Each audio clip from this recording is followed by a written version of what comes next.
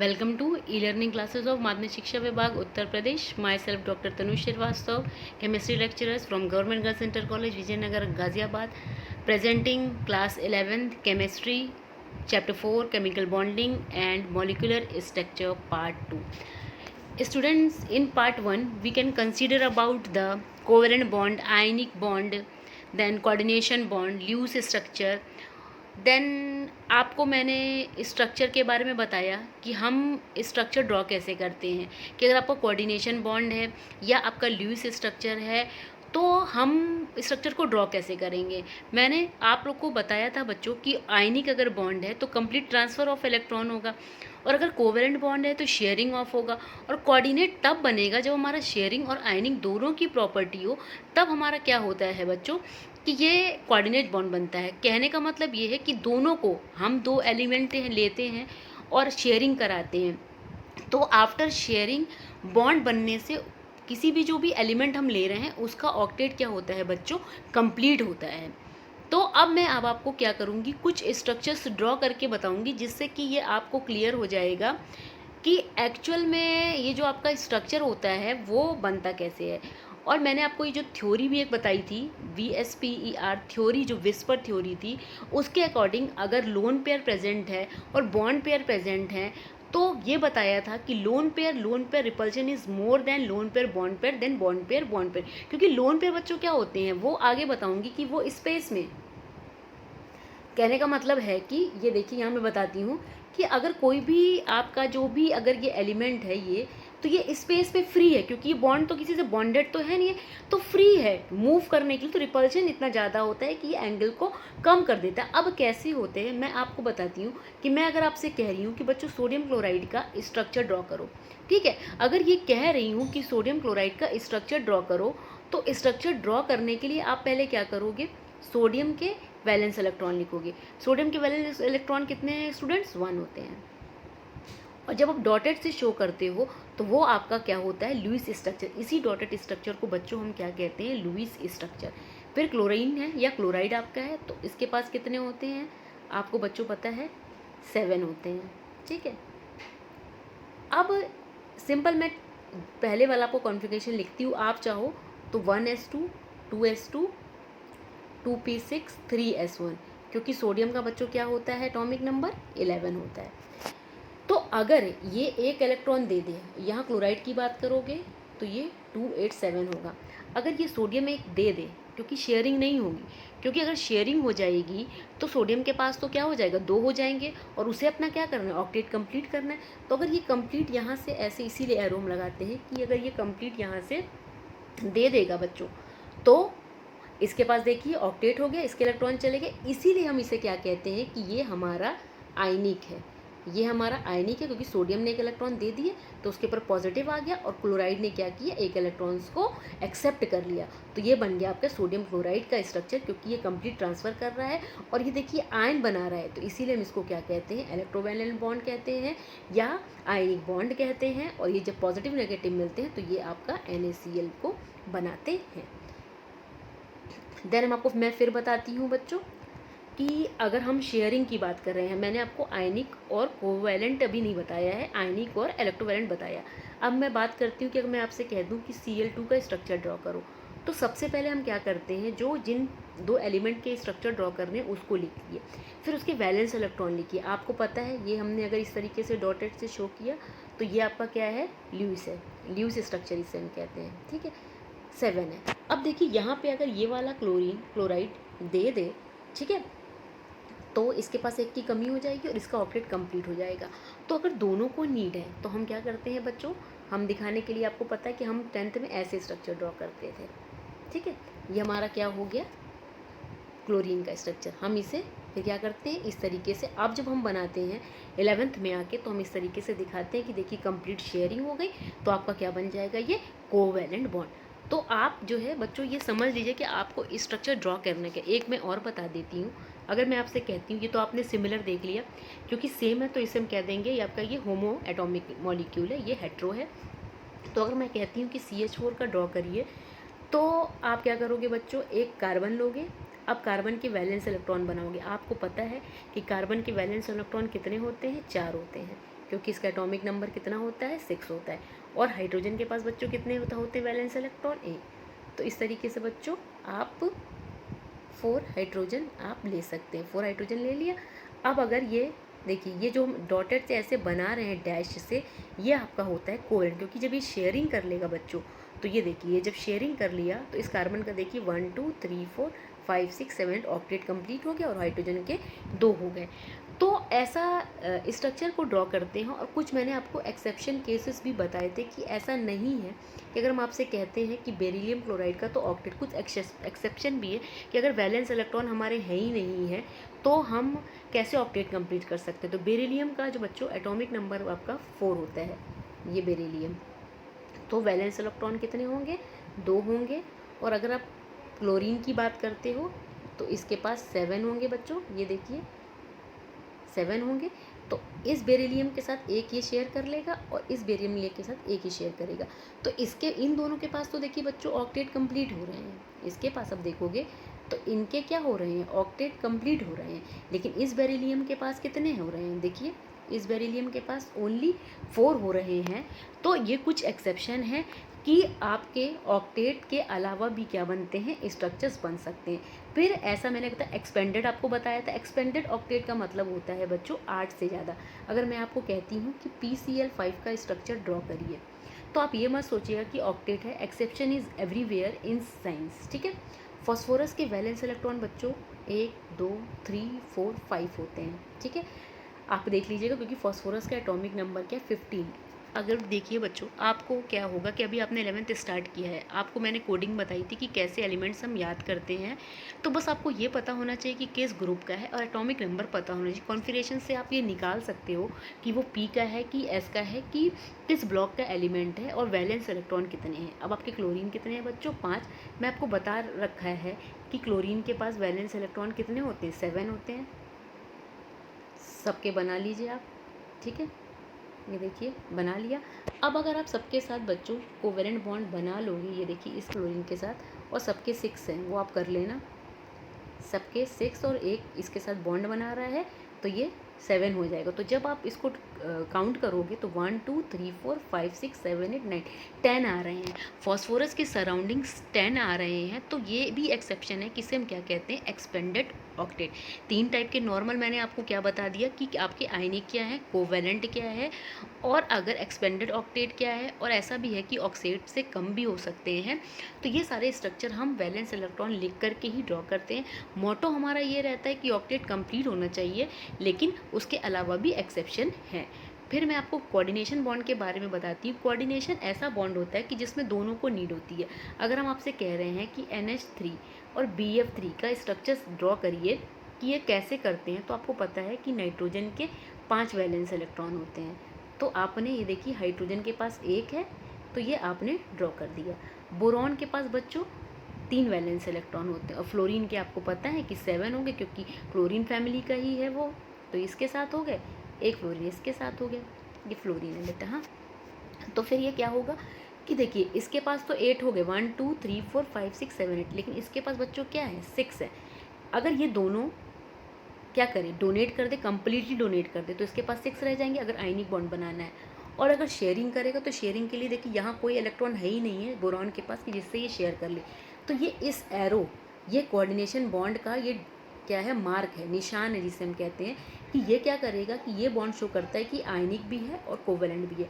कहने का मतलब ये नाइट्रोजन में भी कंसीडर होगा, इसमें भी होगा। तो इसके तो ऑक्टेट हो गए, इधर काउंट करोगे तो 1 2 3 4 5 6 और 7 8, तो दोनों के ऑक्टेट क्या हो गए बच्चों, कंप्लीट हो गए। तो यहाँ मैंने आपको क्या हुआ बच्चों, सारे स्ट्रक्चर ड्रॉ करके बता दिए कि कैसे आपका क्या होता है कि कोवेलेंट बॉन्ड बनेगा, कोऑर्डिनेशन बनेगा। अब मैंने जब आपको बताया था कि हम बनाते हैं कि अगर मैंने अभी आपको ये कहा कि लोन पेयर लोन, जो VSPR की थ्योरी थी कि लोन पेयर की repulsion is more than lone pair bond pair than bond pair, ठीक है। अब देखिए ये क्या है, अगर कोई ये आपका ये 2 एलिमेंट ऐसे मैंने कोई भी बॉन्ड सपोज बना दिया, तो ये देखिए क्या है, ये जो बॉन्ड बनाते हैं इसे हम कहते हैं बॉन्ड पेयर।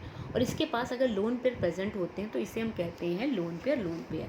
तो ऐसा भी हो सकता है कि लोन पेयर के बीच में रिपल्शन हो और बॉन्ड पेयर के बीच में।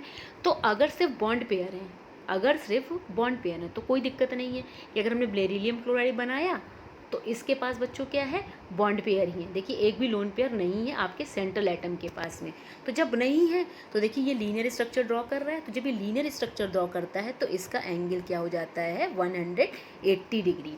ठीक है, और अगर लोन पेयर होता तो इससे वो क्या था, उसके बीच में रिपल्शन होता, और अगर रिपल्शन होगा तो जो उसका एंगल होगा वो आपका क्या हो जाएगा, कम हो जाएगा। कहने का मतलब ये है कि मैं आपको स्ट्रक्चर एक ड्रॉ करके दिखाती हूँ कि अगर आप मेथेन की बात करते हो, ठीक है, मेथेन बच्चों क्या होता है, ये जो मैंने अभी CH4 आपको बताया था, ये देखिए ये क्या करता है, ये है टेट्राहेड्रल। आपने पढ़ा होगा 10th में कि ये टेट्राहेड्रल स्ट्रक्चर ड्रॉ करता है। तो इनके बीच का जो एंगल होता है 109 डिग्री 28 मिनट होता है। ठीक है, क्योंकि इसमें एक भी लोन पेयर प्रेजेंट नहीं है। लेकिन बच्चों अगर हम वाटर की बात करते हैं, ये देखिए सॉरी, अगर हम वाटर की बात करते हैं तो ये हमारा पानी है। अब ये मैं ऐसे ड्रॉ करके दिखा रही हूँ, लेकिन आप इसे बना सकते हो क्योंकि ऑक्सीजन के वैलेंस इलेक्ट्रॉन बच्चों कितने हैं, 6, और हाइड्रोजन के एक, तो ये बन गया। लेकिन देखिए इस ऑक्सीजन के पास 2 लोन पेयर हैं। तो लोन पेयर आपको मैंने बताया था कि लोन पेयर रिपल्शन इतना ज़्यादा होगा कि रिपल्शन की वजह से ये इस एंगल को क्या करता है बच्चों, कम कर देता है। तो एंगल क्या हो जाता है, 109 से 107 समथिंग हो जाता है। तो स्ट्रक्चर ड्रॉ करते समय बच्चों बिल्कुल भी आपको प्रॉब्लम नहीं होगी। बस आपको ये पता होना चाहिए कि वैलेंस इलेक्ट्रॉन कितने हैं, और बॉन्ड हम ऐसा बनाएंगे कि ऑक्टेट हमारा क्या होना चाहिए, कंप्लीट होना चाहिए। देन मैं आपको आज नई थ्योरी पे ले चलती हूँ, आफ्टर विस्पर थ्योरी या VSEPR theory, valence bond theory. अब आपका क्या होता है कि वैलेंस बॉन्ड थ्योरी में अभी तक तो बच्चों मैंने आपको ये बता दिया कि बॉन्ड शेयर करके या कैसे बनता है, लेकिन मैंने अभी आपको ये नहीं बताया कि ये जो बॉन्ड है ये कहाँ प्रेजेंट है। ये बॉन्ड जो वैलेंस इलेक्ट्रॉन में प्रेजेंट है, तो वैलेंस इलेक्ट्रॉन की कौन से ऑर्बिटल में, S है कि P है। तो जब ये S और P ऑर्बिटल आपस में बच्चों ओवरलैप करता है, ये देखिए क्या होता है कि ये हमने सिंपली आपको दिखा दिया कि बेरिलियम है और इसने इसके साथ करके BeCl2 बना दिया। लेकिन ये बेरिलियम के इलेक्ट्रॉन S में प्रेजेंट हैं कि इसके P ऑर्बिटल है, तो इसके जो ऑर्बिटल्स होते हैं वो आपस में ओवरलैपिंग करते हैं, ओवरलैप करके या एक दूसरे से कंबाइन करके तब ये बॉन्ड बनाते हैं। तो ये देखिए इसमें यही लिखा है कि the electron density in the area between the 2 bonded atom increase as a result of this overlapping, thereby increasing is क्या है, stability of the resulting molecule. तो मैंने क्या कहा था, ये देखिए बच्चों बॉन्ड बना है, ये ऑर्बिटल्स के इलेक्ट्रॉन्स थे जो कि ओवरलैप करेंगे, आगे मैं दिखाऊंगी, ओवरलैप करते हैं। ओवरलैपिंग करने के बाद क्या होता है, इनकी जो इलेक्ट्रॉन की डेंसिटी है रिच हो जाती है क्योंकि दोनों ऑर्बिटल कंबाइन करके। और मॉलिक्यूल क्या होता है, जब अगर ऑक्टेट इनका कंप्लीट हो गया, ओवरलैपिंग हो गई, बॉन्ड बना लिया, तो रिजल्ट क्या होगा, मॉलिक्यूल हमारा क्या हो जाएगा, स्टेबल हो जाएगा, क्योंकि हमारा क्या है, ऑक्टेट कंप्लीट है। अब इसके कुछ जो फर्स्ट पॉइंट्स मैंने बच्चों आपको बता दिया, अब मैं सेकंड पॉइंट बताती हूँ आपको, क्योंकि अभी आपको थोड़ा सा प्रॉब्लम हो सकती है अंडरस्टैंडिंग में। लेकिन सिर्फ आप ये समझो कि the presence of many unpair electrons in valence shell of an atom enables it to form a multiple bonds with each other. कहने का मतलब मैंने आपको बताया था बॉन्डिंग उन्हीं पे होती है जो वैलेंस शेल में इलेक्ट्रॉन्स प्रेजेंट होते हैं। तो उनके अंदर ये और वैलेंस शेल है, अगर सपोज हम आगे मैंने आपको बताया था कि सपोज़ ये आपका P ऑर्बिटल है, अगर ये वैलेंस शेल है, ठीक है, तो देखिए इसमें ये रूम खाली है, तभी तो आके पेयरिंग हो सकती। लेकिन अगर ये पेयर्ड होता, सपोज़ ये पेयर है, तो इसके अंदर ये इसे चाहिए, अगर हमने इसके अंदर पॉसिबिलिटी ही नहीं है इलेक्ट्रॉन एंटर करने की, तो अगर पॉसिबिलिटी है तभी ये बॉन्डिंग में, अगर ऑक्टेट कंप्लीट है तो बॉन्डिंग में पार्टिसिपेट नहीं करेगा। लेकिन अगर पॉसिबिलिटी नहीं है तो करेगा, नहीं है तो नहीं करेगा। और पॉसिबिलिटी कब होगी, जब इसका ऑक्टेट कंप्लीट ना हो। अब मैंने आपको बताया था कि कोवेलेंट केमिकल बॉन्ड्स क्या होते हैं, डायरेक्शनल होते हैं and are also parallel to the region corresponding to the atomic orbitals that are overlapping. अब हम जब ओवरलैपिंग अभी कराएंगे तो बच्चों देखेंगे कि डायरेक्शनल है, अगर एस का ऑर्बिटल है तो जिस डायरेक्शन में आएगा वो उस डायरेक्शन में ओवरलैपिंग होगी। तो ये क्या होता है कि और पैरेलल होते हैं, ये आगे मैं बॉन्डिंग आपको दिखाऊंगी कि कैसे बॉन्डिंग बच्चों होती है। अब अकॉर्डिंग टू बच्चों this theory a covalent bond is formed, मैंने क्या बताया था, ओवरलैपिंग ऑफ 2 हाफ फील्ड। अब क्या है, ओवरलैपिंग अगर हो रही है तो 2 हाफ फील्ड है। सपोज मैंने आपके क्या किया कि इलेक्ट्रॉन S में प्रेजेंट थे, सपोज हाइड्रोजन का ही है, अगर वैस S1 है, दो अगर हम हाइड्रोजन बना रहे हैं तो एक हाइड्रोजन के पास बच्चों क्या है 1s1, दूसरे हाइड्रोजन का भी 1s1। तो इसका शेप क्या है बच्चों, स्फेरिकल है। यहाँ पे देखिए मैंने बना रखा है। तो ये दोनों जब क्या करते हैं, ओवरलैप करेंगे, ये दोनों ऑर्बिटल्स के जो इलेक्ट्रॉन्स होंगे वो जब ओवरलैप करेंगे तभी तो बेटा बॉन्ड बनेगा। जब बॉन्ड बनेगा ओवरलैपिंग होगी, जब बॉन्ड बनेगा तो इनका क्या होगा, ऑक्टेट कंप्लीट होगा। और कहने का मतलब है ये जब दो ऑर्बिटल आपस में कंबाइन करते हैं तो अगर एक ऑर्बिटल में इलेक्ट्रॉन ऊपर के डायरेक्शन में, तो इसकी स्पिन कहने का मतलब है अपोजिट होती है, क्योंकि ये क्या होता है, हमें ऐसे करना है कि इसका रिजल्टेंट क्या होता है, वो ज़ीरो आ जाए। ठीक है, तो जो ओवरलैपिंग आप करा रहे हो बच्चों, वो आपकी एसएस भी हो सकती है और एसपी भी हो सकती है। बच्चों ओवरलैपिंग बता रही है तो ऐसा नहीं है, क्योंकि आपको पता है कि जब हम कॉन्फ़िगरेशन लिख रहे हैं, सपोज़ अगर हाइड्रोजन का लिख रहे हैं तो 1s1 है, लेकिन अगर हम सोडियम का लिखते हैं या कार्बन, आप मान लो कार्बन आपका क्या है 6 है, तो 1s2 2s2, इसका क्या होगा 2p2। तो यहाँ पे p है और इसका अगर हम हाइड्रोजन के साथ में बॉन्ड बना रहे हैं तो हाइड्रोजन का तो बच्चों S होगा और कार्बन का क्या होगा P होगा। तो ऐसा नहीं है कि सिर्फ S और S के बीच में होती है ओवरलैपिंग। अब आपकी क्या होती है, S ओवर P है, जो यहाँ लिखा है S ओवर P ओवरलैपिंग, और P की P में भी हो सकती है। तो तीन तरह की ओवरलैपिंग होती है। हमारे हमने जो दिखाया आपको बॉन्ड, वो बता दिया कि कैसे इलेक्ट्रॉन्स की नीड है, तो हमने स्ट्रक्चर ड्रॉ कर लिया। लेकिन वैलेंस बॉन्ड थ्योरी के अकॉर्डिंग जब मैं आपको दिखाऊंगी कि कॉन्फ़िगरेशन लिखते हैं तो हम ये दिखाते हैं कि इलेक्ट्रॉन S में है कि P में, ये आपको क्लियर वहाँ होगा जब मैं टॉपिक आपको हाइब्रिडाइजेशन पढ़ाऊंगी। अब ये इंक्रीज़ करके मैं आपको दिखा दे रही हूँ। यहाँ पे देखिए, ये देखिए, ये है बच्चों, ये देखिए, ये देखिए, ये S है आपका, ये देखिए ये S है, ये देखिए ये S है, ये S का है, तो SS ओवरलैपिंग। P है, मैंने आपको P के बता रखे हैं कि P के कितने होते हैं, PX, PY और PZ। तो ये देखिए ये PP के बीच में है, तो ये ऐसे ओवरलैपिंग हो गई, और ये एक S और ये P के है ओवरलैपिंग, तो इसे कहेंगे सॉप, इसे कहेंगे पॉप, और ये आपका है SS ओवरलैपिंग। तो शॉर्ट फॉर्म में हम क्या करते हैं बच्चों, इसे कह देते हैं। तो इसी के अकॉर्डिंग आपका क्या होता है, ओवरलैपिंग होती है और बॉन्ड बनता है। अब हम क्या बताते हैं, इस बॉन्ड के अकॉर्डिंग भी दो तरीके के बॉन्ड बनते हैं। आपने सुना होगा कि सिग्मा बॉन्ड और पाई बॉन्ड। अब कहने का मतलब ये है कि जब मैंने कार्बन के साथ हाइड्रोजन बच्चों जोड़ा, तो अगर ये सिंगल बॉन्ड होता है तो उसे हम कहते हैं सिग्मा, और अगर कभी भी डबल बॉन्ड है तो उस डबल बॉन्ड में बच्चों एक सिग्मा होता है, पाई बॉन्ड होता है। ये कैसे होता है, कहने का मतलब ये है कि अगर एंड टू एंड, जैसे देखिए हमारा, अगर ये मेरा हाथ है और ये एंड टू एंड, जैसे कहने का मतलब एक ये हाथ मेरा आया और ये एक हाथ मेरा आया, तो इन जब दोनों हाथ में आपस में मिला रही तो एंड टू एंड हो रही है ना, एक सिरे से दूसरे सिरे की ओर, तो इसे हम क्या कहते हैं, सिग्मा बॉन्ड कहते हैं। लेकिन अगर सिग्मा बॉन्ड बन गया तो देखिए जगह नहीं है। अगर आगे की सीट पर बैठो और अपनी फ्रेंड से आप अगर हाथ मिला रहे हो, तो अब जो दूसरा आएगा उसे उसी डायरेक्शन में नहीं जगह, वो पीछे से हाथ मिलाएगा। ठीक है बच्चों, तो अब यहाँ जगह नहीं, तो ये तो सिग्मा बन गया। अगर फिर से आपको ओवरलैपिंग करनी है तो आपको देखिए बॉन्ड बनाना, तो आपको साइड से साइड ले जाना पड़ेगा ना। अगर ये P आप मान लीजिए P ऑर्बिटल है तो लेटरल जाना पड़ेगा, मतलब तो जब लेटरल ओवरलैपिंग होती है, एंड टू एंड नहीं होती है, तो उसे हम क्या कहते हैं, पाई बॉन्ड। जब अगर ट्रिपल बॉन्ड आपका बनता है तो उसमें एक ही सिग्मा बनेगा, क्योंकि हमारे पास जगह सिरे से सिरे को जोड़ने की तो एक ही जगह है। अब या तो ऊपर से जोड़िए या तो नीचे से। जब ऊपर नीचे से जोड़ रहे हैं तो पाई बॉन्ड है, और एंड टू एंड जोड़ रहे हैं तो आपका वो सिग्मा बॉन्ड है। ये देखिए यहाँ पे फिर से आप देख लीजिए, इट इज़ फॉर्म्ड, ठीक है, it is form by the side wise और लेटरल। साइड वाइज मतलब ऐसे, मैंने जो आपको कहा कि ऐसे साइड से ऐसे इधर से आएगा और इधर से आएगा, लेकिन अगर हम एंड टू एंड ले जा रहे हैं बच्चों, एंड टू एंड ऐसे ले जाएंगे इस डायरेक्शन में, तो वो आपका सिग्मा होगा। और पाई बॉन्ड इसीलिए बच्चों वीकर होता है क्योंकि वो लेटरल है, तो उसे क्या करना है, तोड़ना क्या करना है, आसान है। और एंड टू एंड सामने से अगर आप हाथ मिलाए, पीछे से अगर आप हाथ जाके मिलाओगे तो उसे तोड़ना। तो sigma bond is stronger than the pi bond. यहाँ पे बच्चों आप ये देख सकते हो, देखिए ये सिग्मा है क्योंकि ये एंड टू एंड। अब ये देखिए ये एक आप ऊपर नीचे ये ऐसे करके देख लो, मैंने आपको बताया था कि इलेक्ट्रॉन अपोजिट स्पिन्स में होते हैं।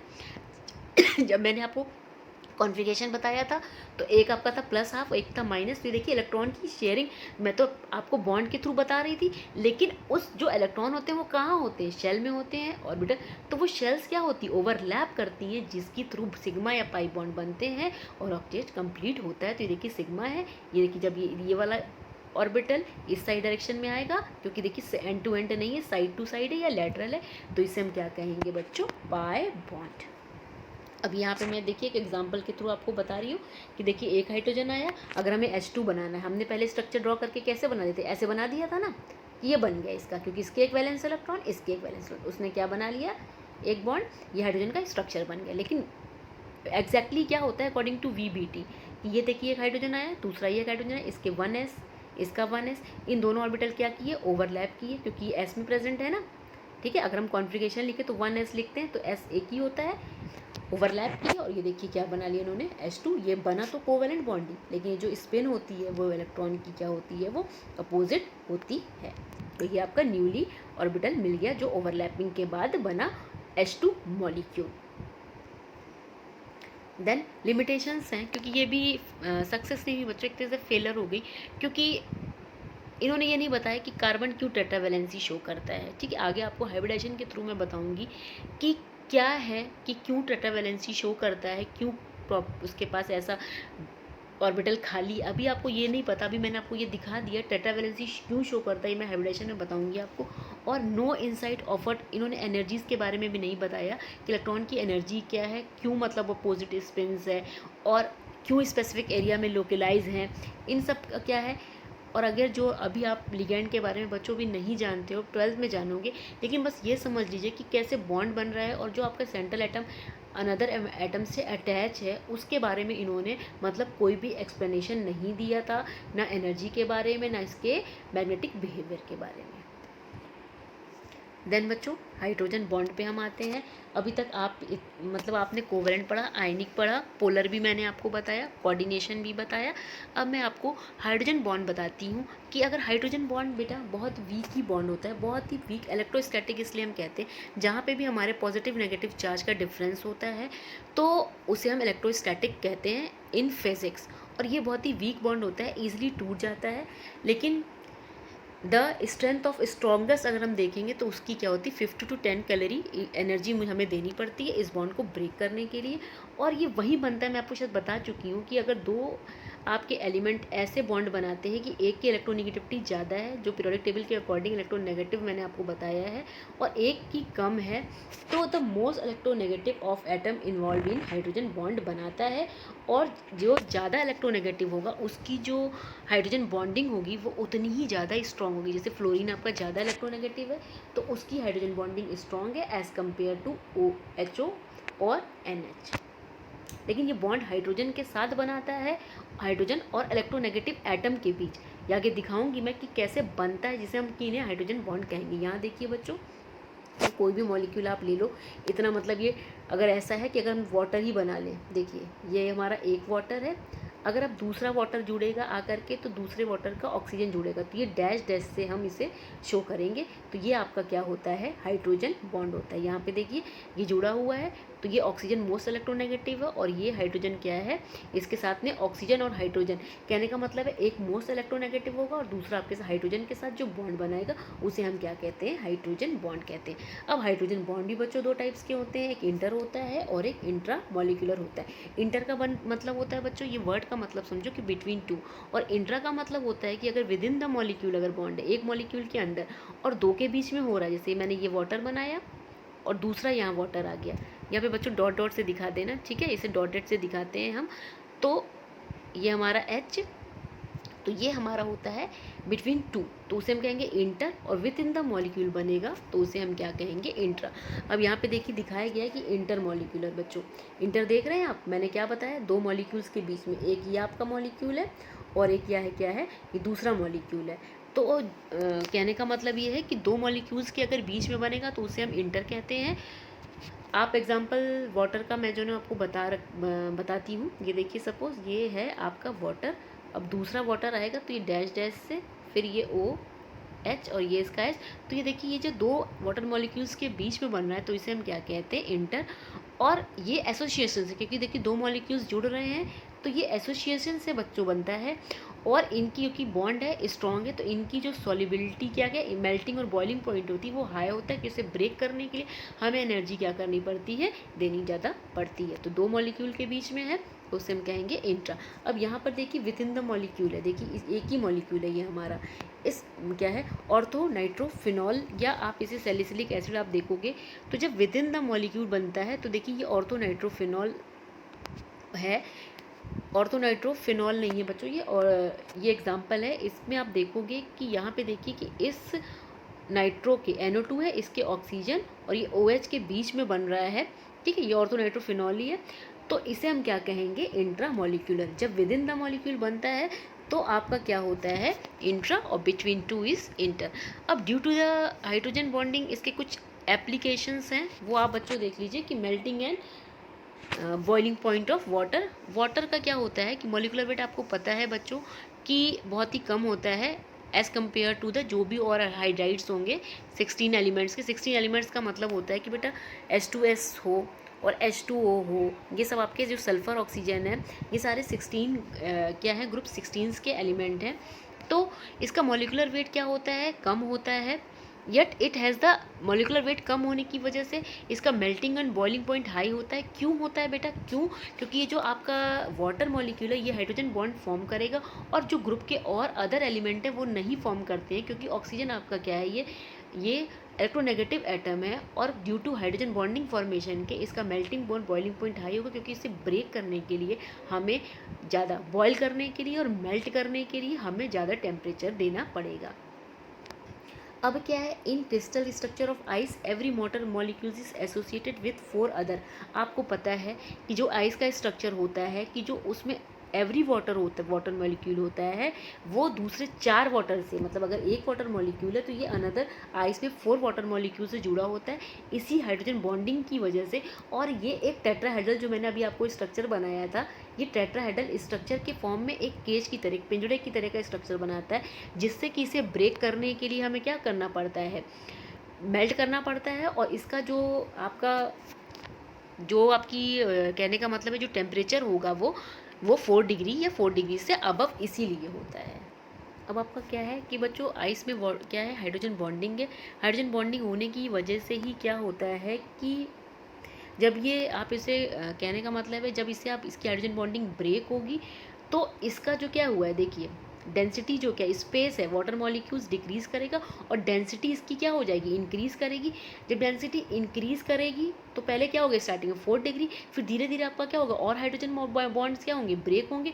तो जब हाइड्रोजन बॉन्ड और ब्रेक होंगे तो water molecules gets apart from और वाटर मॉलिक्यूल्स हट निकलते चले जाएंगे, तो डेंसिटी इसकी और डिक्रीज़ करने लग जाएगी। इसीलिए कहते हैं कि जो वाटर की जो मैक्सिमम डेंसिटी होती है वो 4 डिग्री से ज़्यादा नहीं होगी, क्योंकि उसमें क्या है बच्चों, हाइड्रोजन बॉन्ड है और 4 वाटर मॉलिक्यूल्स जुड़े। जैसे जैसे आप इसको क्या करते हैं, गर्म करते हो या उसे जैसे जैसे आपका हाइड्रोजन बॉन्ड क्या होगा, मेल्ट कराओगे, मेल्ट करने पर जैसे जैसे हाइड्रोजन बॉन्ड ब्रेक करेगा वैसे वैसे क्या होगा, इसकी डेंसिटी क्या होगी, डिक्रीज़ करती जाएगी। अब आप बात करोगे अल्कोहल। अल्कोहल में बच्चों आगे पढ़ाऊंगी आपको OH ग्रुप, जैसे आपका OH ग्रुप जो होता है उसे हम अल्कोहल कहते हैं। जैसे ये एथिल अल्कोहल है जो वाइन वगैरह में यूज़ होता है बच्चों। तो ये अल्कोहल भी क्या होता है कि डिफरेंस होता है, आगे मैं बताऊंगी, क्योंकि इनके अल्कोहल भी क्या फॉर्म करते हैं बच्चों, हाइड्रोजन बॉन्डिंग फॉर्म करते हैं। अब ये क्या है कि कुछ एप्लीकेशन है इंट्रामोलिकुलर हाइड्रोजन बॉन्डिंग की।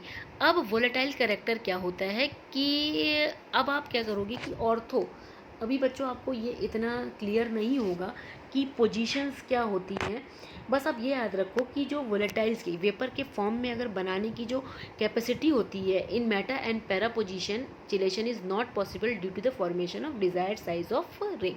कहने का मतलब है कि अगर बच्चों, ठीक है, अगर आपका रिंग स्ट्रक्चर, अगर ये केज लाइक स्ट्रक्चर अगर बन रहा है, ये सपोज कर लो कि केज लाइक स्ट्रक्चर बन रहा है, तो जो मॉलिक्यूल होगा वो उतना वोलेटाइल नहीं होगा जितना कि बिना केज वाला होता है। आप ये समझ लो, जैसे अगर आपने कभी बच्चों बेंजीन रिंग कभी पढ़ी हुई है, 11th वाले बच्चों को अभी उतना बेंजीन के बारे में बच्चों नहीं पता होता है। अगर ये समझ लो ये आपकी कोई रिंग स्ट्रक्चर है, C6H6 को बच्चों हम बेंजीन कहते हैं। तो इस बेंजीन रिंग की बच्चों पोजीशंस होती है ऑर्थो मेटा एंड पैरा होती है। अब इसमें यही चीज़ दी है कि जो ऑर्थो पोजीशंस होती है वो उस पोजीशन पे क्या होता है, अगर कोई कंपाउंड बनता है तो वो मोर वोलेटाइल मतलब मोर वेपर को फॉर्म करता है एज़ कम्पेयर टू मेटा। इस पोजीशन को हम कहेंगे मेटा और इसको कहेंगे पैरा, क्योंकि मेटा और पैरा पोजीशन में बच्चों केज लाइक स्ट्रक्चर, यहाँ पे देखिए केज लाइक स्ट्रक्चर क्या होते हैं, ज़्यादा बनते हैं।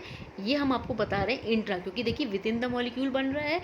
तो मेटा एंड पैरा पोजीशन पे बच्चों चिलेशन क्या होता है, नॉट पॉसिबल होता है due to the formation of desired, क्योंकि देखिए क्या है मेटा और पैरा पे एक ये रिंग बन गई, ठीक है। यहाँ पे जब रिंग बन जाएगी तो इस पर तो ये पॉसिबिलिटी नहीं है कि चिलेशन या चिलेशन होता है बच्चों कि चिलेट के फॉर्म पे ये क्या केज लाइक स्ट्रक्चर अगर बना ले रहा है तो क्या है कि इनका उतना ज़्यादा नहीं होगा जितना कि ऑर्थो। अब ये पोजीशन ऑर्थो है तो ऑर्थो क्या है, ऑर्थो फ्री है। ऑर्थो पोजीशन क्या है बच्चों, ये फ्री है। ये क्या करेगी, ये अपना जाके किसी के साथ में भी क्या करेगी, बॉन्ड या बना लेगी, ठीक है, चिलेशन बना लेगी। लेकिन ये क्या करेगी कि जो आपका मेटा एंड पैरा पोजीशन होती है, ये देखिए ऑलरेडी यहाँ पे क्या बन जाता है, रिंग बन जाती है। तो ये रिंग बनने की वजह से जो मेटा एंड पैरा पोजीशन पे आपका क्या होता है, उतना वोलेटाइल मॉलिक्यूल नहीं होता है जितना कि ऑर्थो। बच्चों ये आपको क्या होगा, ये आपको 12th में ज़्यादा क्लियर होगा, 11th में थोड़ी सी प्रॉब्लम होगी क्योंकि अभी आपको उतना क्लियर नहीं है कि मॉलिक्यूल्स का नॉमेनक्लेचर क्या है, ठीक है। लेकिन आप बस ये समझ लो कि अगर हम स्ट्रक्चर देख रहे हैं और अगर ऑर्थो है तो ऑर्थो में ये पॉसिबिलिटी है कि जो मैंने अभी आपको बताया कि ऑर्थो पोजीशन में पॉसिबिलिटी है कि चिलेशन जुड़ जाएगा कोई और मॉलिक्यूल। लेकिन ऑर्थो एंड पैरा पे क्या हो तो इंट्रा मॉलिक्यूलर बना ले रहा है, तो एक केज लाइक स्ट्रक्चर बना रहा है, एक रिंग लाइक स्ट्रक्चर बना दे रहा है, तो पॉसिबिलिटी नहीं है कि वो आके कोई भी मतलब मॉलिक्यूल क्या करेगा, जुड़ेगा। यहाँ पे देखिए, यहाँ पे देखिए meta and para chelation is not possible due to the formation of, क्योंकि रिंग ऑलरेडी बन जा रही है, यहाँ पे रिंग ऑलरेडी बन जा रही, तो पॉसिबिलिटी नहीं है कि कोई मॉलिक्यूल आके और उस पर अटैच हो। तो क्या होगा, ऑर्थो नाइट्रोफिनॉल ज़्यादा होगा आपका as compare to the para and meta. अब आपको मैंने बता रखा है कि आप स्ट्रेंथ देखोगे तो आयनिक बॉन्ड की सबसे ज़्यादा होती है, क्योंकि उसके बीच में आयंस है, पॉजिटिव नेगेटिव है, तो क्या होगा, अट्रैक्शन ज़्यादा होगा तो उसके बीच। देन कोवेलेंट बॉन्ड, देन आपका मेटालिक बॉन्ड और हाइड्रोजन बॉन्ड मैंने आपको बता रखा है कि सबसे ज़्यादा वीक बॉन्ड होता है। अब मेटालिक बॉन्ड मैंने इसलिए आपका क्या होगा कि मेटालिक बॉन्ड भी होता है, उसके बीच में अट्रैक्शन होता है, क्योंकि अगर इलेक्ट्रॉन्स प्रेजेंट हैं तो मेटल की कैरेक्टर क्या करता है, शो करता है। तो इसमें क्या है, metal ion to number of electrons within its sphere of influence, ठीक है। तो मेटालिक बॉन्ड क्या करता है, एक्सप्लेन करता है हमें कि प्रॉपर्टीज़, मेटल की प्रॉपर्टीज़ क्या है। अगर उसके पास ऑड इलेक्ट्रॉन या इलेक्ट्रॉन अगर प्रेजेंट है तो वो बिहेवियर शो करेगा मेटल्स का। और मेटालिक बॉन्ड कैसे बनता है कि मेटल्स आयंस के बीच में आप एक अट्रैक्शन होता है और उसके बाद ये क्या बनता है, आपका मेटालिक बॉन्ड बनता है। नेक्स्ट बच्चों, यहाँ पे बॉन्ड्स आपके ख़त्म होते हैं, आप इसे एक बार पढ़ लीजिएगा। देन नेक्स्ट में मैं आपको इम्पॉर्टेंट टॉपिक हाइब्रिडाइजेशन के बारे में बताऊँगी। Thank you.